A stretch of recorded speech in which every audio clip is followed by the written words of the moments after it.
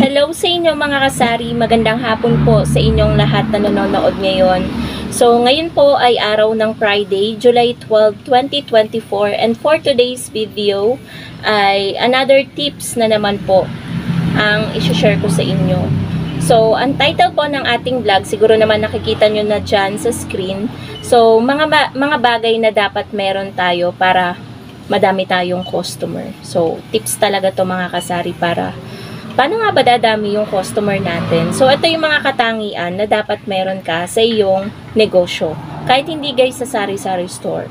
So, una, dapat po tayo ay alerto at laging nasa loob ng ating tindahan. Kung ganito po yung negosyo nyo na sari-sari store business. So, bakit ko nasabi to para madami tayong customer? Anong connection? Syempre naman po, napakalaki po ng connection yung maging alerto po tayo at laging nasa loob ng tindahan. Kasi po, kapag dumating po si customer, meron po kasing mga customer na hindi makapag-antay.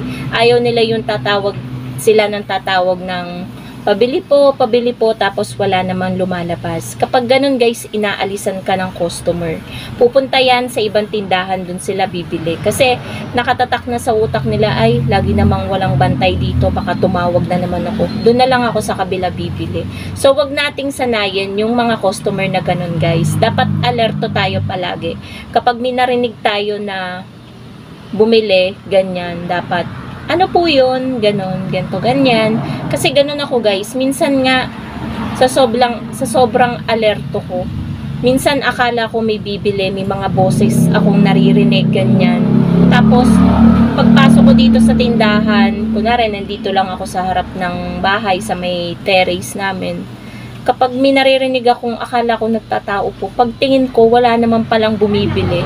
Ganun ako guys, ka-alerto dito sa aking sari-sari store. Madalas ganun guys, ang nangyayari halos araw-araw. Akala ko may nabili kasi may mga naririnig akong boses. Pero pagtingin ko, minsan nga sinasabi ko po, ano po yun? Tapos pagtingin ko, wala naman pala mga kasaring tao. Minsan nga akala ko minumulto ko, pero ayun, talagang sobrang alerto ko lang talaga na sobrahan talaga ako guys. So, mahalaga rin na laging may bantay ang ating sari-sari store nga. Kasi mga kasari, yung ibang tindahan or ibang tindahan nga, laging walang tindera. Yung iba tulog, gigisingin pa. Yung iba naman, nagko-close. Yung iba naman, nagsi-CR. So, ako kasi, kapag magsi-CR ako, tinatawag ko din guys si partner. Kahit saglit lang ako mag-CR, ayoko kasi nang pinag-aantay yung mga customer.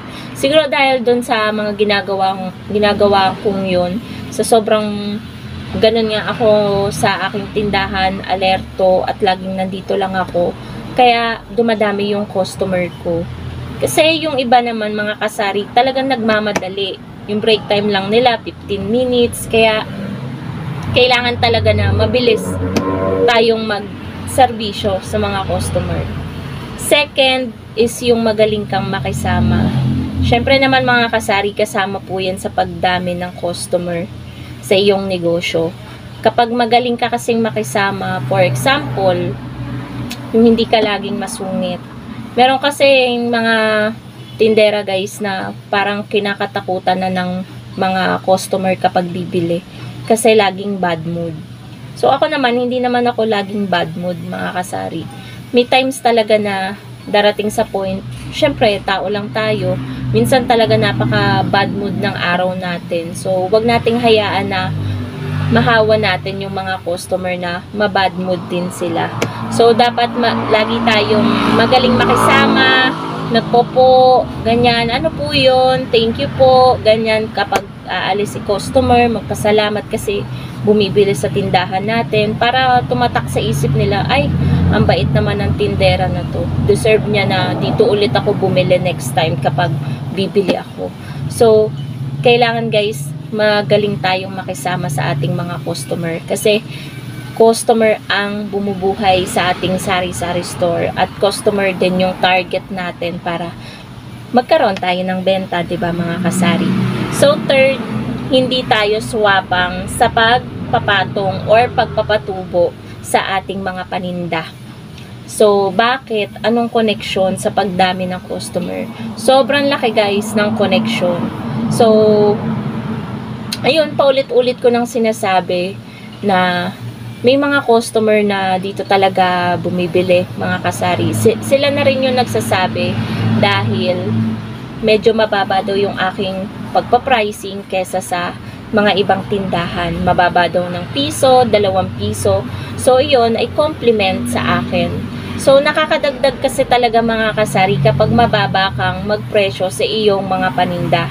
Dadami talaga ang customer mo kapag ganyan ka magpresyo. Pero wag naman sobrang baba na halos wala ka ng tubuin. 'Di ba mga kasari? So, ako naman ay may tinutubo pa dito sa aking sari-sari store. May mga iba lang talagang nagko-comment na sobrang baba ko daw magpresyo. Pero hindi nila talaga alam mga kasari na may tinutubo naman ako. So, iba-iba po kasi tayo ng kinukuhanan ng mga paninda at pinamimilihan. Kaya yun siguro guys, mahal ang bili nila, i-compare nila sa akin. So, kaya na ano yung isip ng mga manonood. So, iba-iba po talaga tayo sa pagpa-pricing at iba-iba yung pinamimilihan po natin, bawat area. At iba din po yung presyo ng mga pinapamilihan po natin. Hindi po porket ganun yung presyo sa inyo, ganun din po yung presyo sa lugar namin. So, yun po yun. So, sa pagpapatong kasi mga kasari, dapat yung fair lang tayo. Yung tamang pagpapatong lang sa mga paninda. Meron kasing mga sari-sari store owner na halos 30% yung patong nila kada items. Yung kumbaga sa delata plus 10. Ganon, merong ganon guys. Yung plus 5 nga, medyo namamahala na yung mga customer doon. Kaya ako guys sa mga delata, plus 3 lang. Pero kapag medyo pricey, doon ako nag-aano guys talaga ng percent.